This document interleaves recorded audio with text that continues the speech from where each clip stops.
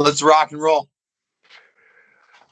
This is Hannibal here from thehannibaltv.com, and today I have a special guest, undefeated MMA fighter, 8-0, former WWE superstar for a brief period of time. He was the $1 million Tough Enough winner that he's going to tell us more about today. Daniel Puder, how are you today, sir? Amazing, brother. Thanks for having me on today. It looks like you're doing great. I've done some research on you. You're doing TED Talks now, anti-bullying work. Very impressive. Yeah, it's awesome. I own a private school district. We have 3 schools. We'll have 6 this year in South Florida. And I got the nonprofit. We have the branding agency. So I'm super blessed. I get to travel around and build communities and support people and, change the world. So it's great. And the sports is what helped me get to where I'm at, with the branding and definitely what I did in WWE and MMA it's a huge blessing in my life. Are you a police deputy as well still? I am. It was funny because one of my buddies is over and I am a police deputy. So I love serving. I do it as a reserve program. And it's been unique because when I became a police deputy, the first week on the job, a guy stole his girlfriend's car. His wife died, and his best friend hit him over the head with a bottle. He's bleeding profusely everywhere, and he's going to kill him with a gun in the car. So it's interesting on what really goes on and what law enforcement sees on a daily basis, and just there's a lot of hurt people out there. And what I find is my department, our sheriff's department, my commander is a good friend of mine over the last 10, 15 years. And he just has a lot of empathy for people and he really cares. So he treats people really good and he builds other law enforcement officers to treat people great and build his community and involved with mentoring kids. And so it's a great context for me to be able to get into law enforcement that way. Not every department does that, but I think a lot of people are now changing the mindset, definitely because of the media, but it shouldn't have happened just because of media. It needs to happen because those people, we're the ones with weapons on the street that are there to serve and protect. And I would rather support kids and mentor kids than arrest them. So it's great what I'm getting to do from my nonprofit and everything else. And it's also great because now I am a deputy sheriff and I get to serve the community. It's a lot different than what many ex-WWE stars do once their career is over. So I'm happy to see that. Were you a fan of wrestling before you got into it? I did. I wasn't. Some of my buddies were like watching every week. When I grew up, I didn't have a TV in my house. So I watched a little bit of sports at my friends' houses, but it wasn't like I followed a ton. And so, but it's great because I got a gist of different sports too. I've always liked pro wrestling because of the entertainment aspect, and they can really entertain versus every other sport. The main thing is to win, obviously. Yeah. or to get the most points on the scoreboard. So it's interesting to be able to see how an individual entertainment sport versus just a regular sport can collide together, but it can also be so much more than what an average sport can do. Definitely when I was in WWE, I can entertain, but I can also produce real results. In MMA, I'm going out there and I entertained big time. I was cutting promos, and it was real because I knew what I was made from. I knew how badass I was. At one point I was ranked number 26 in the world for heavyweight. So I knew I was, a tough mofo, and I could also talk smack and have fun and laugh. Or one fight I was fighting at the Playboy Mansion, the guy, I couldn't beat him up. Like I couldn't get him to actually quit. Right. So That's the goal. So I let him hit me in the face and I smiled. And then I let him hit me in the face more and I smiled. So I tried to like, I mean, if you can't break the body only breaks because of the mind. The mind only breaks because of where your spirit's at. So it's interesting to be able to see who's prepared and who's not. Now, you were into MMA before you got into pro wrestling, right? You started training in that. Who were you training with when you started? Uh, when I was 17 years old, I started training at American Kickbox Academy. So Javier Mendez was the owner. Frank Shamrock was my main coach. And it's funny because I had lunch with him probably about a year ago. Took him out to lunch in LA. And he's a huge blessing in my life. He was that guy at the time I needed. I went to juvenile hall when I was 16, got out and for fighting. And a few months later, I went into American Kickbox Academy. And it's just a blessing because it's something that I needed a space to get my anger out. I didn't understand about emotional or belief intelligence. And so training at AKA, the crazy part is I walk in and my buddy's like, hey, come train. They do this stuff called, jujitsu and mixed martial arts. And so I went in and, you know how they give you a free week pass, like at a Yes. gym? Yeah. So there's a difference between giving a free week pass at like an LA Fitness or Gold's Gym compared to an MMA gym. An MMA gym, they beat you up every day. Like they throw you in. And so they use me as like the, practice dummy per se. And at the end of the week, I'm like, I love this to my parents. And my parents were like, I was like, can I have $150 a month, for this? And they were like, we just paid for your lawyer kid, like for getting you to juvenile hall. We're not going to pay $150 a month to send you to learn how to beat people up better. So I went back to my coaches and talked them into letting me mop the mats and clean the toilets and, really, earning what I wanted. I see. And what point did you become friends with Dave Meltzer? Dave. So Frank Shamrock took me over to Dave Meltzer's house one day for I believe it was fights. I don't think it was wrestling. And I've just built a great relationship, him and his wife, and he's got beautiful kids, and we just started spending a lot of time. And when I was on WWE, he was a huge mentor. I was cutting promos every day. I mean, when everybody else was out partying and doing their stuff, I was cutting promos. I was practicing. I was training. I was the only guy in Tough Enough to not even go home. I didn't go home the whole entire time. I stayed in Connecticut or on the road to the show, and then I went back and I would train more. So Dave met him around 17, I think, and he's just been a huge blessing in my life and really mentored me and coached me to, make the right decisions. Is it true he's the one that suggested that you apply for Tough Enough? Yep. Yeah. Actually, technically, it was his wife. Okay. His wife, well, I mean, she brought it up to me. I don't know if he saw it. I think she saw the advertisement. And she was like, "Hey, you gotta apply for this." And I was like, "Say what? I didn't see this." So, yeah, it was actually her that brought it up. So what was your reaction when they contacted you back and said you were invited to the tryout? So I got contacted by one of their top recruiters who's going through all the videos. She goes, "Your video is one of the best videos that we've ever seen." And it's online. I can send it to you. It's pretty freaking funny. It's like 2 minutes long. And Oh yeah. I'm like riding my motorcycle. I'm frolicking. It was really funny. And I cut a promo on the whole entire thing. My brother videotaped it and edited it for me. But it was a good experience. And what was the experience like at the tryout? I recall it was on the beach that year. I think Bill DeMott was there and Johnny Ace. Yeah. So 50 people showed up. And I was living in Northern California, so it was in Venice Beach. And I saw 50 guys. They were all jacked, obviously. They're all in shape. They're all ready to go. And I'm like, yeah, I'm just focused. I dropped. I haven't even. I've never released the picture, but I dropped about 20 pounds in 6 weeks. And then I put blonde hair on because one of my other mentors, Ed Connors. I don't know. Do you know that name? I've heard of it, but I'm not familiar with him.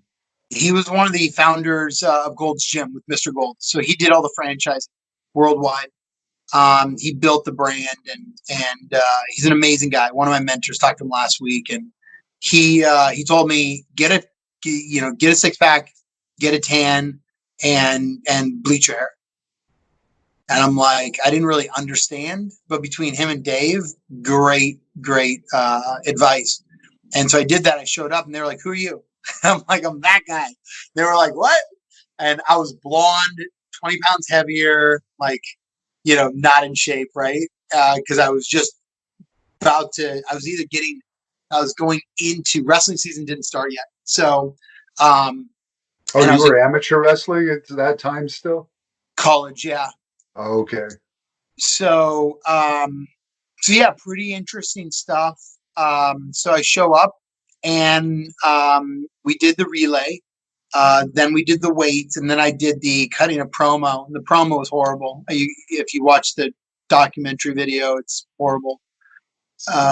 And then they said, "You see the girl down there? Go pick her up." So I run down to the beach. First thing I'm thinking is like, I got to get to them before the video crew does, because I got to beg this girl to come back with me. And she like comes back into the ring, and they're like, "Why'd you come back?" She's like, "Because he's cute." So I'm guessing they're like, "Well, he can't cut a promo yet, but he's physically in shape. So let's teach him that side of it." Do you remember the boogeyman there? I seem to recall there was some issue with him lying about his age or something. Yeah, I think he said he was 30 when he was really 40 or something like that. Um, he's an amazing guy.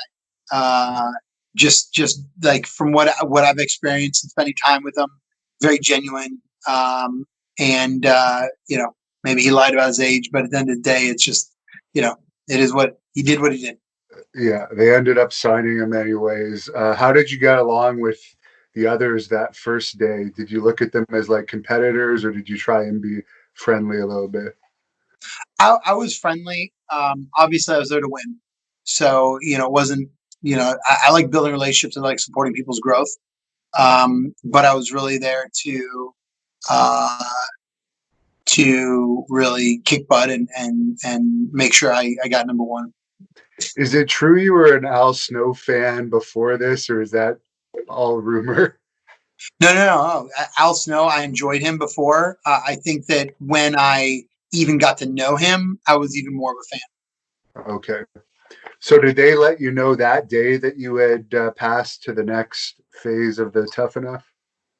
So I don't remember if it was a 1 day or 2 day. I think it was 2 days down in Venice. It was 2 days because we did the same obstacle twice, but it was double the length the second day when they cut some people.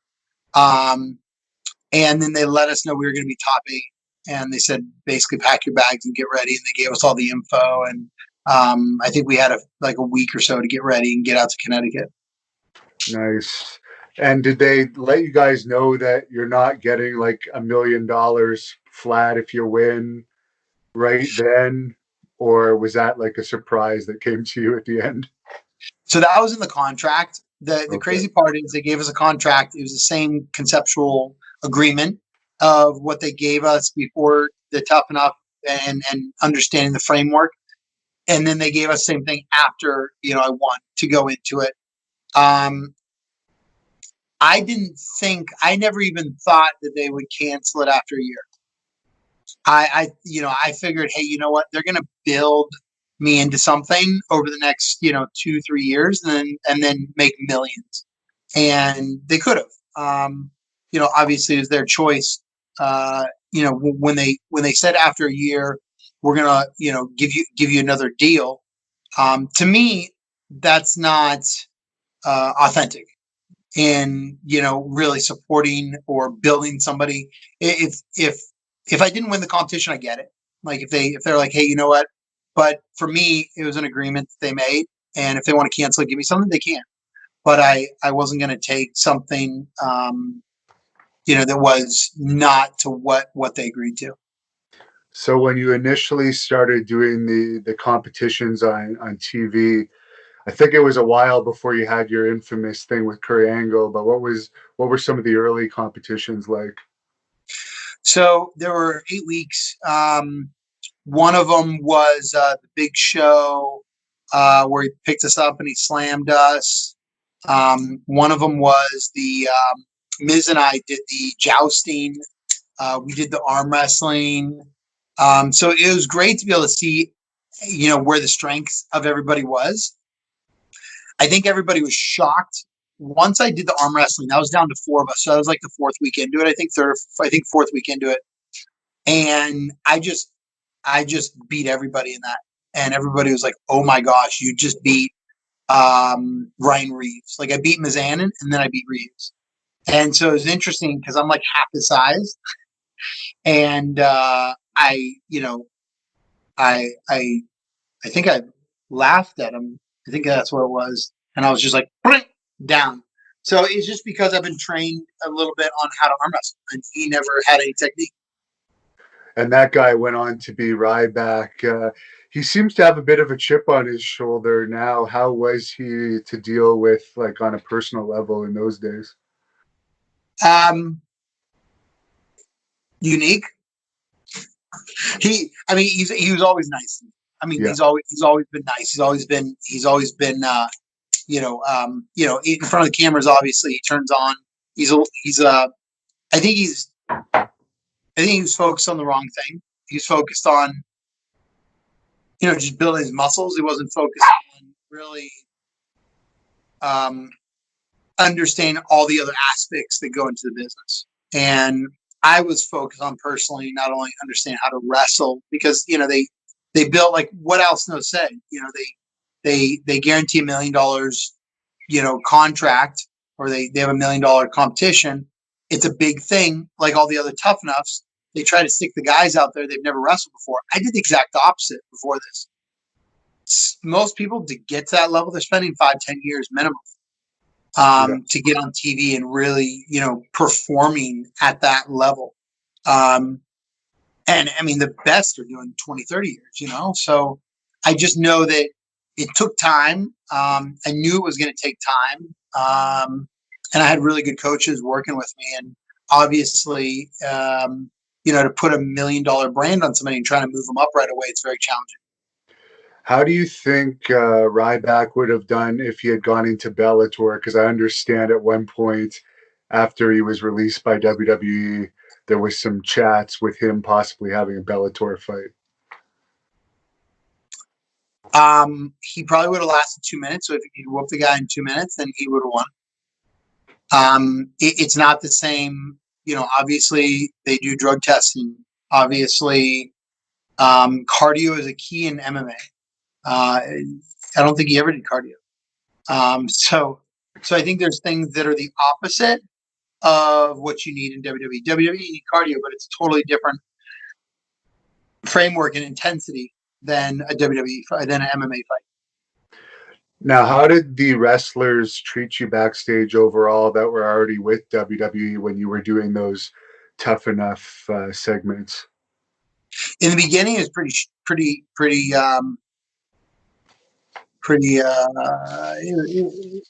To me, they never really messed with me backstage in up at WWE. But they, I heard a lot of stuff, but who knows what's real and what's not, obviously. One thing that I did that I think made a lot of them think where my heart was at, which I don't think they really, like, I wouldn't conform. And I think that's one big challenge. I don't drink. I don't do drugs. Like, I'm not going to conform to somebody else's beliefs when they have to do some substance to be able to make themselves feel a certain way. And so I started building the ring every day. And even after I won Tough Enough, I was building the ring. So, and then I got told at one point, "What are you doing, kid? You're the Tough Enough champ." So it's very interesting on what they could have done with me and what they could have built with me. It's like anybody. I mean, I have a company now, and I get to build my own company. I get to see and find people and build them. And it's awesome because I know how to find good talent who's going to be loyal long term. If there's another brand that out there, and there are a couple brands that are doing really well, people are moving over because there's not drama, and there's no loyalty to people that don't give loyalty in the beginning. And I think Vince has really jacked that up with only being loyal to a certain amount of people. Um, but at the end of the day, he doesn't. From what I see, obviously I don't see everything, but from what I see and I hear from a lot of different wrestlers, he doesn't really care about them. It's like the average sports franchise owner. He doesn't. I mean, I've gotten multiple letters like, "Hey, if you're addicted to this drug or whatever, we'll help with rehab, whatever." Like at the end of the day, nobody's ever called me and said, "Hey, what's up? Just want to check up how you're doing. Have a psychologist call, have a therapist, have a counselor, whatever. I'd love to support you. Is there anything I can do long term?" Like nobody's ever done that. So I look at that. It's like, how do you really support your athletes after they leave you to be able to go around and say you support them, make sure their mental health, physical health, spiritual health is really connected. And I've never seen him do that. It's just talent to him. And you mentioned you don't drink. I had an interesting comment. I guess there was a wrestler that was being used as an extra one day during the Tough Enough segments. And he said he doesn't know if you're going to remember this, but he said he witnessed this. I guess there was a day where Bill like did a toast backstage. It wasn't recorded or anything, and you wouldn't take a drink. And he said he witnessed Bill harassing you and like really giving you hell because you wouldn't take a drink backstage this day. Do you remember that at all? So I don't remember it backstage. It could have been at an event after. Because I don't think there was alcohol in the stadium ever that I saw personally, but it could have been after. Um, there were 2 or 3 times that happened to me with Bill, and twice with Bill, and once or twice with a couple other people. Um, so it's very interesting to be able to see. And I told Bill at one point, I go, Bill, if you're threatening to kick my ass over not drinking with you, then you can start right now. But I'm not going to change who I am for you. And so it's interesting to see what he's gone through with his daughter, and where he's at today. And I find that, people like that have anger and hurt in their life will only change when a loved one or an experience is so detrimental to their life that they lose something. So it's interesting. Karma's out there. Yeah, because a lot of people I've talked to a bunch of people that were trained with him, and some people have the perception that people complained just because he made people do 500 squats or whatever, or take a large amount of bumps, but there was actually some personal bullying that went on with his training as well, I guess, from what I understand. So I think there's a difference between like the training side of it being tough, and I'm fine with that. There was one experience I had with him where different people would do back bumps when we're training. We'd do different wrestling moves. And some of the guys, like he would yell at them because they do it wrong. They would stay on the ground and just like look up at him. I would never do that. I'd get up. I'm saying, can you show me what to do right? I'm a very good listener because in my sport, MMA, if you don't do it right, you get punched and kicked in the face and you get broke or hurt or dead, right? So he did it to me one day. I got up.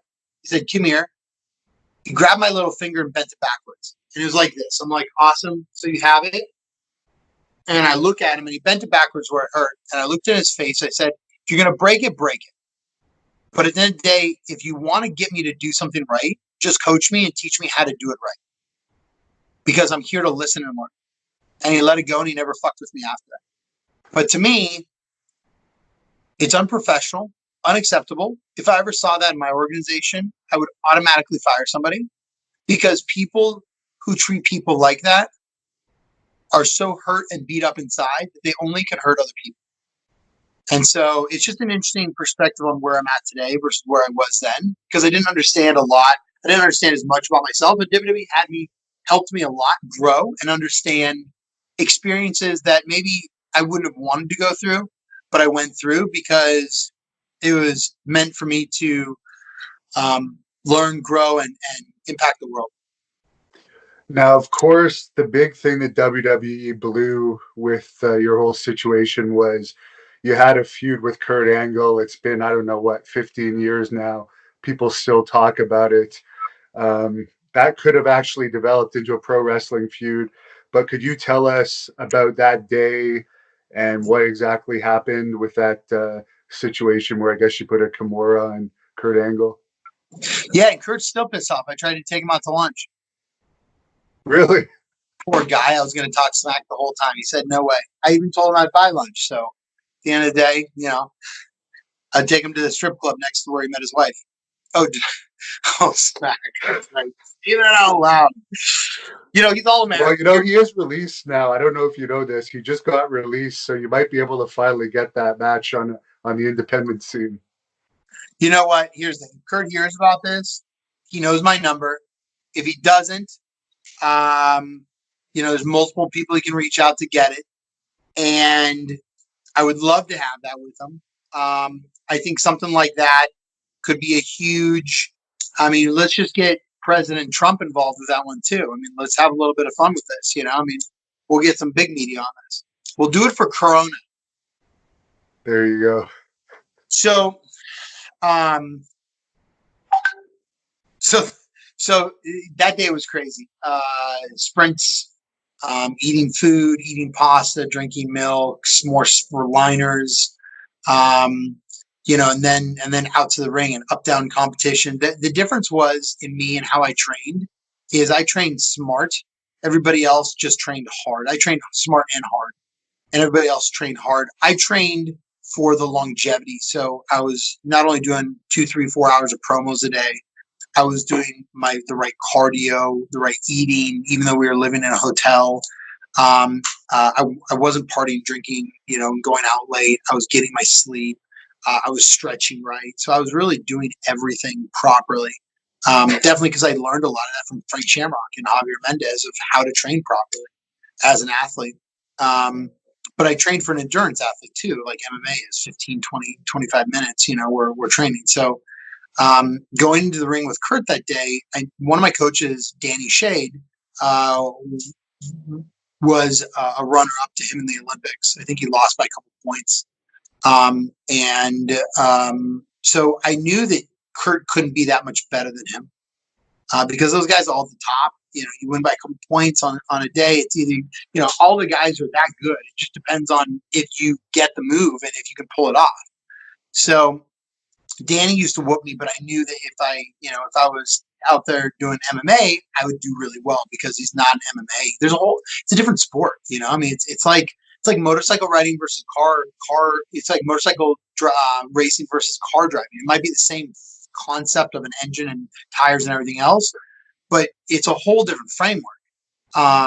So I went in there and I saw his arm and I said, I'll pull this little sucker, see how far I can pull it off. And I wasn't even on my back. You can look at the referee, what they said. They said in the back, they told the refs to 3 count it. And, it's crazy how they can cheat in a real event in a scripted entertainment industry. So it is what it is. Great experience in my life. That's what I think, gave me one of the upper hands to showing people what I was made out of, because nobody else wanted a piece of one of the toughest guys in the world. And I'm okay with getting whooped. Like, if you don't get whooped, you don't grow. There's no growth in ease. So I like to be able to create some little dis-ease in my life a little once in a while and get pushed. What was the reaction in the back when you got to the back? Did the trainers tell you anything, or the agents? Right off the bat, from what I remember, they were like they didn't know what to do. They didn't know what happened, I think, till Tuesday, or Thursday, till it aired. I think that's really when they realized what happened. And then it was like, oh crap. Because I don't think they really understood the whole entire thing from what I heard and what I saw. And then it blew up. And then, next week I'm getting signs in the stands, and, people are cheering for me. And so it was a whole different thing. And I heard you say Kurt pretty much didn't talk to you again other than congratulating you after you won. Correct. I don't even So think I saw him again backstage. I think he was scared of me the whole time that I would take his other arm and do it. I see.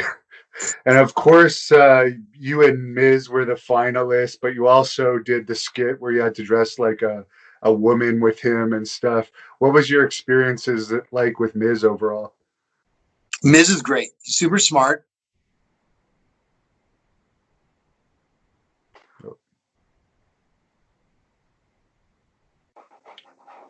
Apologize for that. Oh, it's okay. I think Miz it's is back. Miz is super smart. He doesn't like to lose.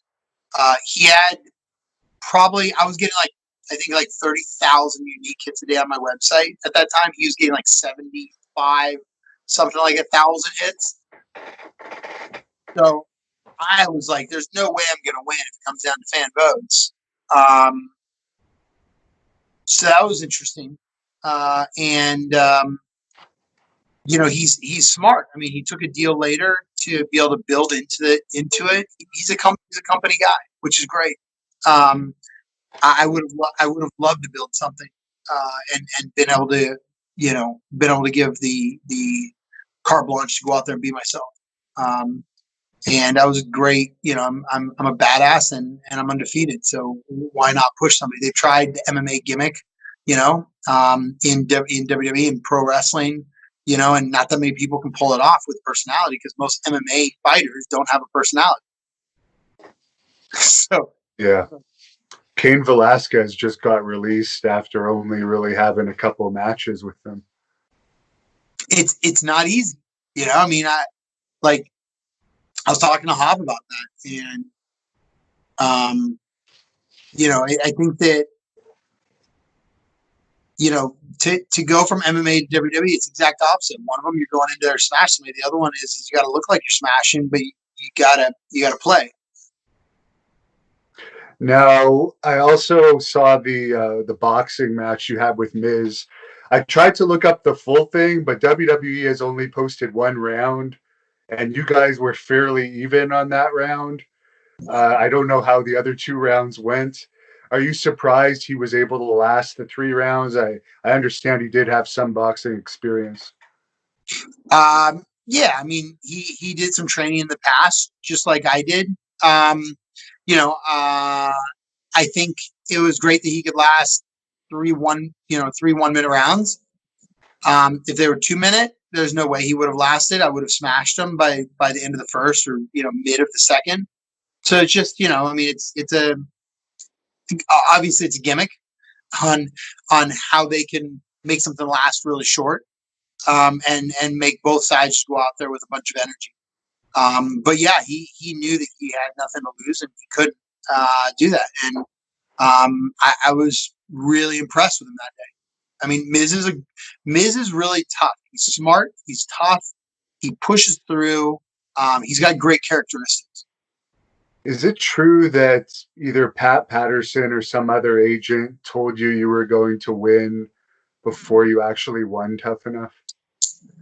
It wasn't Pat Patterson. It was a guy back at headquarters. It was involved with seeing the data on how many votes were coming in. Okay. So at the end of the day, it was, and he told me that from like week 3 when I went back early because everybody else went home, and he smoked a cigarette out back. And I'm thinking to myself, okay, thank you very much. I really appreciate you. Like he was like, you're gonna win. Like I thought it was like a cheerleading thing, right? And then I got there at the end, and he's like, I told you you're gonna win. I saw him again. It was the only 2 times I've ever seen this guy. I don't even remember what he looks like. I don't know his name, but he's an amazing guy. And he goes, I told you you'd win. And I go, how'd you know? He goes, I'm the one in charge of the votes. I'm like, oh my God. I didn't ask the right questions the first time. Now, Bruce Pritchard did a podcast about you. I don't know if you ever heard it, but he was one of the producers back there at the time you were going through that Tough Enough. And I guess he had some say in the creative of those Tough Enoughs segments. Did you ever have much contact with Bruce back in those days? I think I might have had a little bit of contact, but not much. We were around Al Snow, and some of the core some of the Tough Enough team. But we didn't unless it was like random bumping in. We stayed as a group a lot. Is it true at one point Dana White contacted you about trying to do the Angle match with you and Angle in MMA? Um,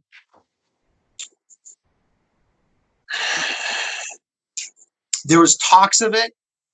I don't believe Dana called me on it. Dana, I think, talked to him on it. He might have talked to one of my managers about it. We talked a couple times, but I don't remember everything we said, so we could have brought it up at that point. But I don't remember. At that point in time, it's unlikely Kurt probably could have been licensed, I guess, as well, with all his injuries and whatever he had in his body, I guess, to keep going in wrestling. Yeah, I don't think you can't be on pain pills and you can't be on anything else when you're fighting the UFC. So they're pretty strict about it. I mean, I've done multiple WADA testing, World Anti-Doping Agency drug tests, and I've passed every single one of them. They take an A and a B sample, and what I've heard is they keep one of those samples.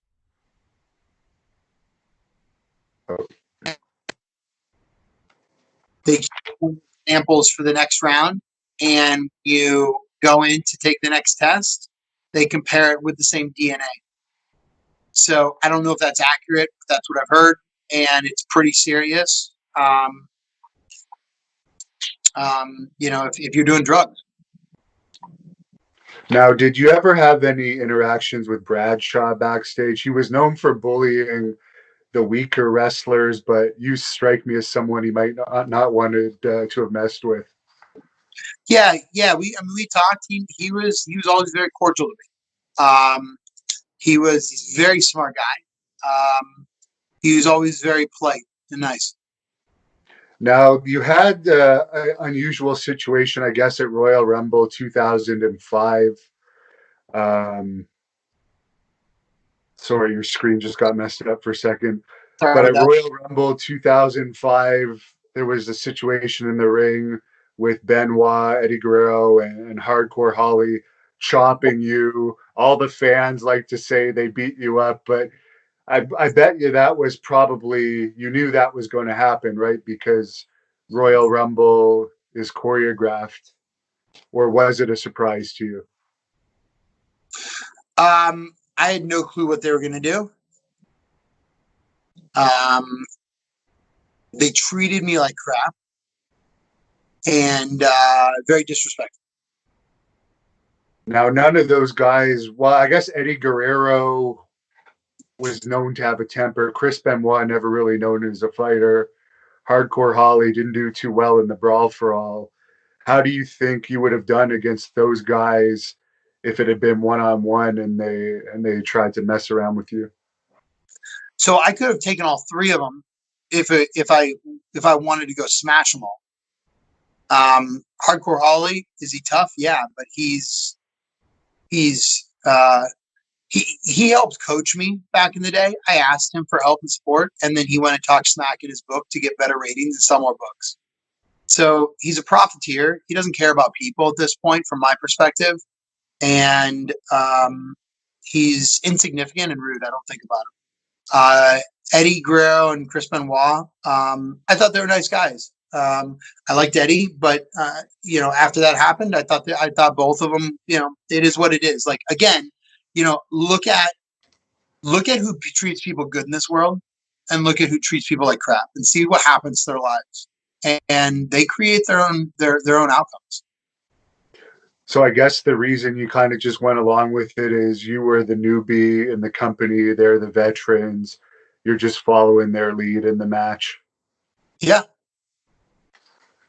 Did they say anything to you backstage? I guess just regular stuff when you got back there. No. I see.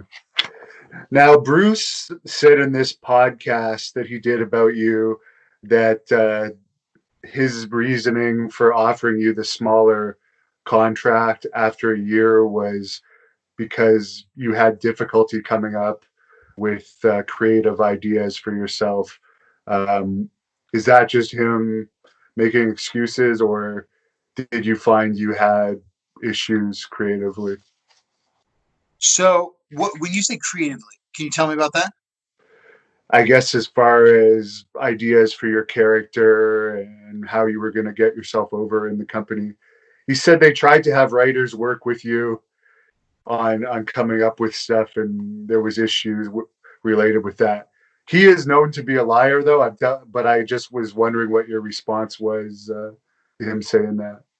So, as I like that he's known to be a liar.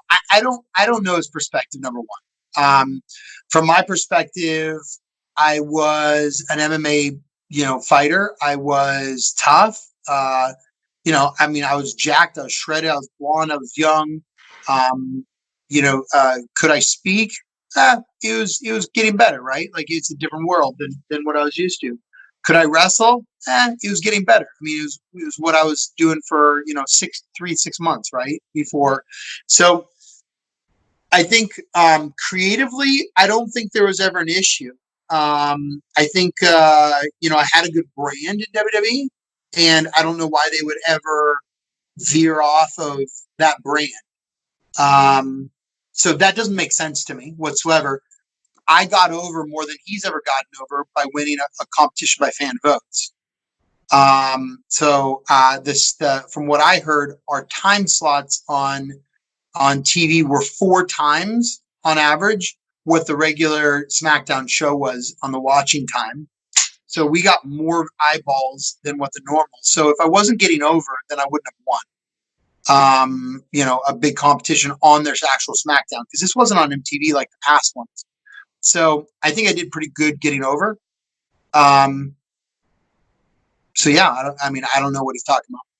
Yeah, and I would say creatively, they should have at least had a match with you and Angle. That's a waste of their own creative, because even if they had put Angle over, people still would have tuned in for that match, whether it was on pay-per-view or like a television taping. But So one of the promos they had me cut, and I can send it to you. It was with a couple of girls. Like I was talking smack to the girls, and I'm thinking to myself, why do you want to position me as an asshole? Like I just want to show a fan favorite, and now you want to turn me to piss off the people that just voted for me. Utilize the fan votes. Utilize the people that just watched every single week. It makes no sense to make a switch on them at this point. Make a switch in a couple of years. That I got too big for my britches in 2 years. So the things that their writers have done, if they say that they were trying to come up with ideas, obviously they didn't do well enough job with training me or doing what they wanted to. So I would have loved to be able to met the writer that says that. and when you were in developmental, did you notice? Obviously, I've been a wrestler. I noticed how the jealousy in backstage is. You were making more than the other developmental guys. Did you notice if you had any heat about that, or did they all treat you pretty equally? Down in developmental, a lot of them were unique humans on how they treated me for sure. They were just jealous. They worked their butt off to get there, and they didn't take the same opportunities I did. They didn't maybe have the same opportunities I did. And hey, everybody's I get it now in the space that I'm at. People are jealous. It is what it is. Like, what I'm up to and how I'm changing lives in the education space. We're taking kids that are coming out of jail and foster care and challenging situations and transforming their lives because we transform their minds and their hearts. But I think that people that if it's a job, it's a job. That's one thing. For me, this was a passion. So there's a difference between I didn't care about the money. Was the money great? Yeah. Nobody knows that I tried out for Tough Enough 3. It was on Really? MTV. You're the first one I've ever said it to. I can show you tryout video. And I did but I had things in my life at that point where I couldn't commit to it. And so they wanted me as the top one. So I would have been in a different toughness. So it's just, I wasn't going. It wasn't about the money to me. It was about the experience that I could perform and that I could do something that I love to do. What city did you try out in for Tough Enough 3? Denver, Colorado. Interesting. Interesting. That's pretty cool. That was the one that I guess John Morrison won. Yep. So I would have won it. He wouldn't have been there. John's a Now, great guy.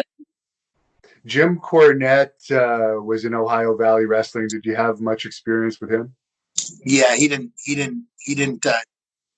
don't think he liked me too much. I don't think he knew what to do with something that was real. You know, And what about Paul Heyman? I think he was working there at the time. Paul Heyman. I liked Paul Heyman a lot. Paul's a unique guy and very intelligent, very smart, very unique. And he took a liking to me, and he spent a lot of time with me. So if people were saying, "Oh yeah," like I had Paul working with me on creative. So if they said that I couldn't grow and I had the best, hey, that's interesting. So I guess you were in OVW when they made you the offer of the new contract, and you decided to just leave. Did you want to pursue wrestling after that, or did you decide, okay, I'm going to go down the MMA path? Yep, I said I'm gonna go down the MMA path, and I'm going to just it was something I knew and I loved.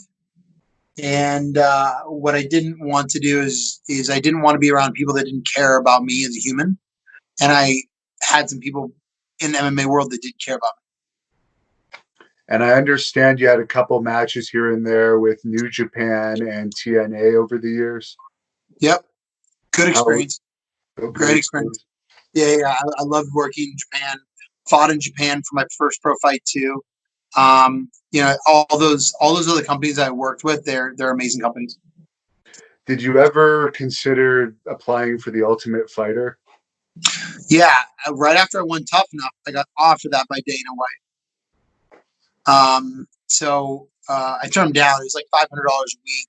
So I was like, hold on, guys. I'm getting $5,000 a week right now at this point, and I love what I'm doing. And you guys are offering me $500 a week, and it didn't make sense. It didn't make sense to me. I'm like, I'm enjoying what I'm doing right now. After the contract, we can talk. Is it true at one point you had a sparring session with Tito Ortiz? No, I've never sparred with Tito. Tank Abbott said on a recent podcast point there was some talk of you having a fight with Tank Abbott. Do you have any recollection of that? I do. He actually talked more smack than just that. So, I didn't hear it. Oh yeah, you got to watch the smack talking one that he talks about. Yeah, I think Tank's a brawler. He's not in the same league, obviously. Even in his heyday, he was just a brawler. He wasn't a real fighter, like well-rounded fighter. But he built a good brand because he's a brawler, and he went out there and won a lot of fights. I don't know how many won, how many lost, but I did want to fight him. We were working on it, and it didn't happen. It seems 8-0. It's a pretty good record. You were fighting for Strike Force, and as you said, in Japan for some big companies. Is there any reason Bellator, that was run by the same guy that ran Strike Force, or UFC, never gave you a bigger fight to really get you on the map more as an MMA guy? So, Strike Force, Scott Coker held me to contract and screwed me. So I would never work for him again. And at that point, my management wouldn't defend me. So when I was 26 years old, I was 6-0, pro, number 26 in the world for heavyweights, and I got jacked on a contract for 18 months. So it was an exclusive contract. I couldn't do anything else. So after that, I moved to LA, and my heart was not in it as much. The people that I thought that were in my life to protect me, they didn't protect me. And I had a couple other fights after that, and I was like, you know what, I'm not in anymore. Like I love training AK, I love training, but my management and Bob Cook and the Zinkins, they didn't take care of Have you seen any of Jake Hager's fights? me. No. What did you think of Brock Lesnar as an MMA fighter? Um, I thought that he obviously he's tough, but he's not an MMA fighter. Really, he's a wrestler. So there's a big difference between like an actual MMA fighter versus more of a wrestler that gets into it. That's at that level. Great brand. He's tough. He's done very well. I'm very proud of him. Now, you mentioned you'd still consider a match with Kurt Angle. Would you say your career as a pro wrestler is over, or if you had the right offer, would you make another run at wrestling? You're not over the hill yet by any stretch. If it was the right deal, I would consider it. I just got another offer to somebody wants to represent me for something, and I'm really focused on the business side of it now. I'm doing a lot in education and with politics and in different sectors, so I love doing that. So to me, it's if it was the right thing and they wanted to really take care of me as an athlete, I'd be down. Is there anything you do differently with WWE looking back on it now, all these years later? Yeah, I would have. I would have. Looked at how to train with the right people. They could have maybe opened the right doors a little bit better. And built some better relationships in there. But I didn't understand how to do that at that young of an age, which today taught me how to build those relationships and really open the right doors. Do you still follow wrestling at all, or is that part of your life done as far as being a fan? A little bit, but not much. My schedule, I do about 80 hours a week. Yeah. So I don't have as much time to follow much anymore. And you've been on TMZ several times. They've always put you over. They don't go after you. They like all the work you do with the bullying. How did you get a relationship with TMZ? I think they just really like the context of how I live life and what I'm about. Me standing up for kids that are, LGBT or special ed or whatever group. I wish I had somebody in my life to do that for me when I was a kid and I was like learning disabled in special ed classes. So, that's one reason why I built our schools. And, it really adds a lot of value to, some people just go out there and talk about what they are about. Some people actually do. And so my purpose is to really do and really solve some major problems in my lifetime. What's the accomplishment you're most proud of so far in your life? I would say building our 3 schools that we have now, building our team, and I have a bunch of accomplishments. I'd say building schools, and I was able to do that because I built a really good team, and I have some really good friends that I've built with my best friend Brittany and Ed that have really stuck for the last 10 years, making like nothing, just so we could build what we're doing, but impacting these lives. And if people watching this want to follow you or look up your website, where can they find you online?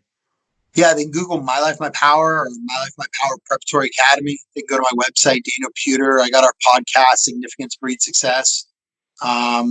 So love to have people check us out. My social media, Daniel Puder, My Life, My Power is on everything.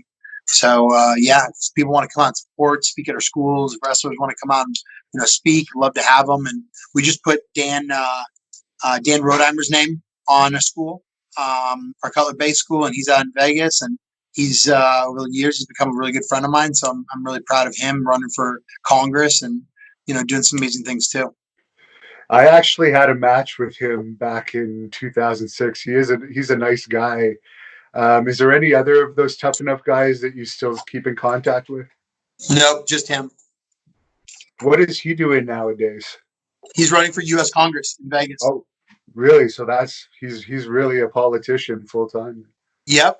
If you shoot me a text, I'll text you his number, and yeah, you'd probably love to be on your show. Oh yeah, I'd love to have him.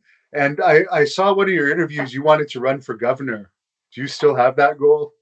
I might have said something like that. No, I mean, could I run for governor? Who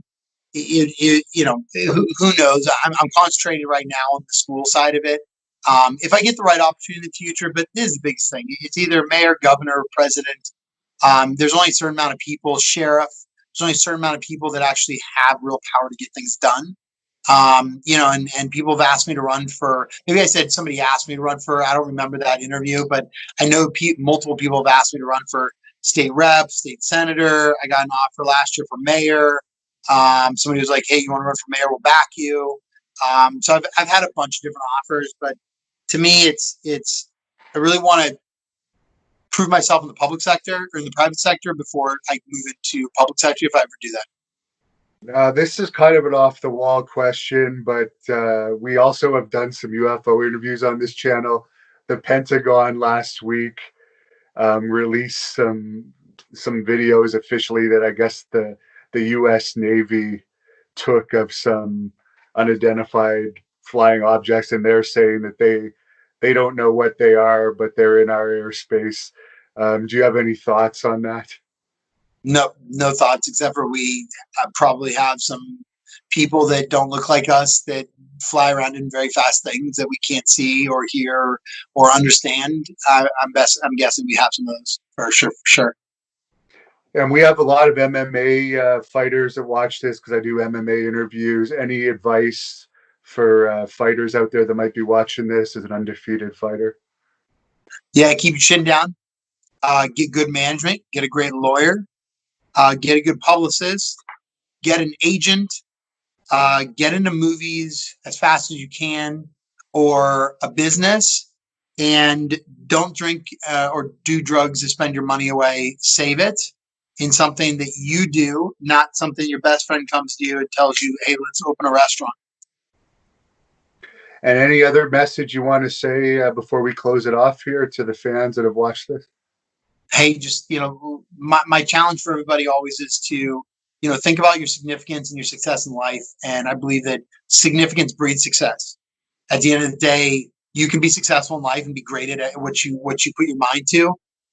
But if nobody cares about you, if you don't care about yourself, or you don't care about other people and impacting the world, then what do you do it all for? So, self, go internally into yourself and figure that out to be the best version of yourself. Well, thanks a lot for taking the time out of your busy schedule to catch up with us. To close this off, any final message for Kurt Angle if he's watching this by some chance? Kurt, you're one of the toughest humans in the world. I get it.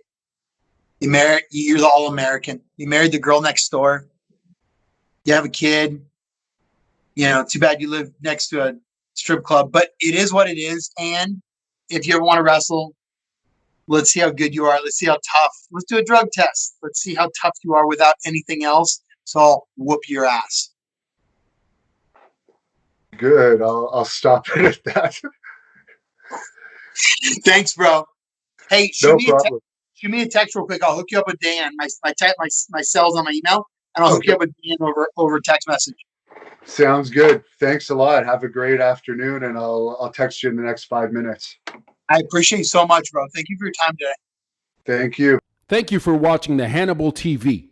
Please like this video if you enjoyed it, and click the subscribe button to not miss any of our latest shoot interviews, match videos, or news updates. Support us on patreon.com for $1.99 a month to watch our full shoot interviews ad-free and help our channel grow. Follow us on Twitter at the Hannibal TV for instant updates.